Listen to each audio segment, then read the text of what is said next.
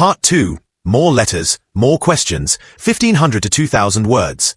The second letter had arrived just days after the first. It was folded carefully, the corners creased as if it had been handled with reverence. Maya had read it once, twice, even 3 times, each time growing more confused and anxious. It wasn't just the content of the letter that unsettled her. It was the impossibility of it all. Her father, Jonathan Wren, had been dead for over a month. How could he be sending these cryptic warnings from beyond the grave? Trust no one who tells you to stay silent. Maya had kept the letter hidden, tucked into the drawer beside her father's old typewriter. The mere thought of her father's words being carried through the post seemed surreal, as if she were trapped inside one of his novels. But she had always known that life was rarely as simple as fiction. Still, she couldn't deny the gnawing feeling in her gut, the sense that something was terribly wrong. Days passed in a haze. Maya threw herself into her work, trying to focus on her job as an editor at the local publishing house. But her mind kept returning to the letters, each one more cryptic than the last. The third letter had arrived just a few days ago. It had been short, and too ominous. Your mother knows more than she lets on. Her mother, Claire Wren, had always been a closed book. Quiet, reserved, almost always keeping to herself.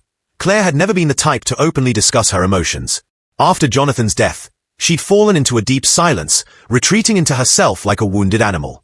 Maya had tried to talk to her, but it felt as if her mother was a shadow of the woman she had once been. The grief was consuming her, but Maya couldn't help but wonder, did Claire know something about Jonathan's death that she hadn't shared? The question gnawed at her, and as days passed, Maya found herself more and more convinced that the letters weren't just warnings. They were clues, pieces of a puzzle her father had left behind, waiting for her to put it all together. She had to learn the truth, no matter how impossible it seemed. It was a Tuesday afternoon when the fourth letter arrived. Maya had been in the kitchen, preparing a late lunch for herself. She'd been living alone since her father's death, a decision she'd made after a long discussion with her mother. Claire had insisted on staying at the family home, but Maya couldn't bear to be there anymore. The memories of her father were too overwhelming. She had moved into a small apartment downtown, hoping that the change of scenery would help her heal. But the letters kept coming, each one shaking her to her core. She opened the letter slowly, carefully, as though afraid that it might disappear if she handled it too hastily.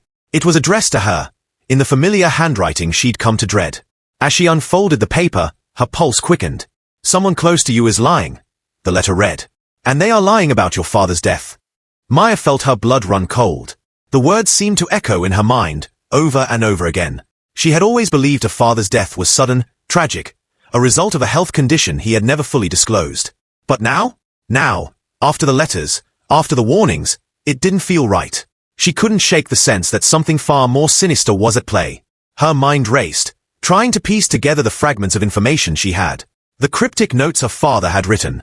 The people in her life who seemed to be hiding things from her. But who could be lying to her? Who could have had a reason to do so? Maya thought of her mother. Could it be her? Could Claire be hiding something about Jonathan's death? Something Maya had never been told? She dismissed the thought almost as soon as it came. Her mother might be distant, but she was not a liar. There had to be someone else. Someone she hadn't yet considered. There was only one way to find out. Maya decided to visit her father's study. The room had been left untouched since his death. It was a small, quiet space at the back of the house, filled with old bookshelves, a worn leather chair, and a wooden desk where her father had spent countless hours writing. It had always been his sanctuary, and since his death, it had felt like a place frozen in time. Maya had avoided it, unable to bear the sight of it, but now she knew she had to go back. If she was going to understand the letters, she needed to start here, where her father had worked, where he had written, and perhaps where he had hidden his secrets. She arrived at the house just as the sun began to set, casting long shadows across the driveway.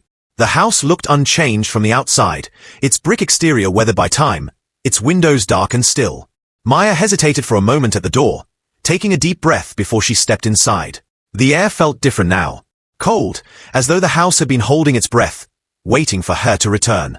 Maya walked through the familiar rooms, the silence pressing in on her. When she reached the study, she paused. Her hand rested on the doorknob, and for a moment, she wondered if she should turn back. But she didn't. She opened the door. The room smelled of old paper, wood, and faintly of her father's cologne, a scent that still lingered in the fabric of the chair and the leather-bound books. Maya walked over to the desk and sat in the chair her father had once occupied. She ran her fingers over the surface, dusting away the remnants of time. There was something comforting about being here, as if her father might walk in at any moment and sit beside her, telling her everything would be all right.